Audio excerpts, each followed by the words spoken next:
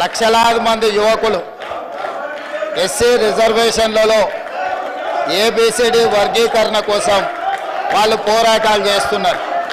27 సంవత్సరాల నుంచి ఉమ్మడి రాష్ట్రంలో కానీ ప్రత్యేక తెలంగాణ రాష్ట్రంలో కానీ ఏబిసిడి వర్గీకరణ మీద మాదిగ ఉపకులాల యువకులు పోరాటాలు చేయడం జరిగింది. వారి పోరాటాల ఫలితం ఒకనాడు ఇదే శాసనసభలో మాదిగ ఉపకులాల వర్గీకరణ కోసం వాయిదా తీర్మానం ఇస్తే నాతో పాటు ఆనాటి శాసనసభ్యుడు సంపత్ కుమార్ను కూడా ఈ సభ నుంచి బహిష్కరించడం జరిగింది.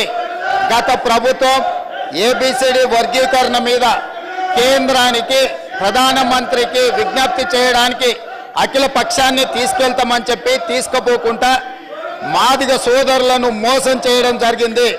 కానీ డిసెంబర్ 3, 2023 నాడు ప్రజాప్రభుత్వం బాధ్యత తీసుకున్న తర్వాత తక్షణమే మా ఉప ముఖ్యమంత్రి గారి సూచన మేరకు మాజీ ఉప ముఖ్యమంత్రి ప్రస్తుత మంత్రి దామోదర్ రాజనరసింహ గారి నేతృత్వంలో మా శాసనసభ్యులందరినీ అడ్వకేట్ జనరల్ని ఢిల్లీకి సుప్రీంకోర్టుకు పంపించి న్యాయ కోవిధులతోని చర్చించి సుప్రీంకోర్టులో బలమైన వాదనను తెలంగాణ రాష్ట్ర ప్రభుత్వం కాంగ్రెస్ ప్రభుత్వం వినిపించడంతో ఈనాడు సుప్రీంకోర్టు మాదిగ ఉపకులాల వర్గీకరణకు అనుకూలమైన తీర్పునివ్వడం జరిగింది.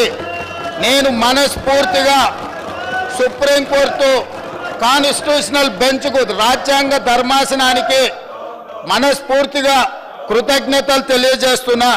7 మంది జడ్జిలలో 6 మంది జడ్జిలు రాష్ట్రాలకు ఏబిసిడి వర్గీకరణ చెయ్యడానికి అనుమతి ఇచ్చింది. తెలంగాణ రాష్ట్ర ప్రభుత్వం తరఫున నేను స్పష్టమైన ప్రకటన చేస్తున్నా.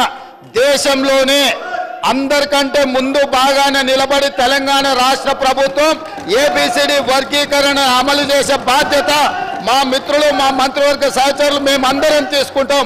అవసరమైతే ఇప్పుడు ఇచ్చిన ఉద్యోగ నోటిఫికేషన్లలో కూడా వర్గీకరణను అమలు చేయడానికి అవసరమైతే ఆర్డినెన్స్ తీసుకొచ్చి మాదిగ సోదరులకు న్యాయం చేసే బాధ్యత మేము తీసుకుంటాము.